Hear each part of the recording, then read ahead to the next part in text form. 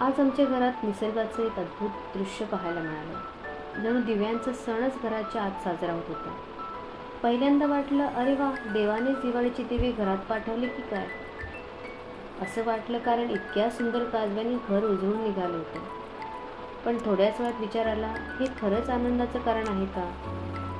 आपण आकाशात प्रकाश आणि रंग भरायला फटाके फोडतो, पण त्या आनंदाच्या मागे निसर्गाचं दुःख दडलं आहे हे विसरतो. आपल्या धुरकट आणि आवाजाच्या सणांमुळे हे नाजूक सुंदर काजवे घाबरून आसरा शोधत घरात येतात. म्हणूनच या दिवाळीत थोडं थांबून विचार करूया. आपल्या पूर्वजांसारखी दिवाळी साजरी करूया, निसर्गाशी मैत्री ठेवत, शुद्धतेने, समतेने आणि प्रेमाने. दिवाळीचा खरा अर्थ लक्षात ठेवूया. पहाटेचं अभ्यंगस्नान, नरकासुराचा वध आणि त्याचं प्रतीक म्हणून कारीट तोडणे आणि त्याच्या कटू चवीने शरीराला गोडीची तयारी करणे.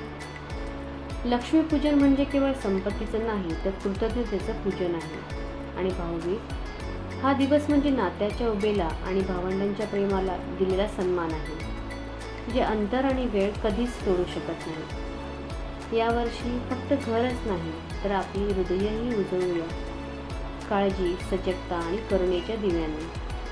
चला, ही दिवाळी अधिक पर्यावरणपूरक, शांत आणि टिकाऊ बनवूया.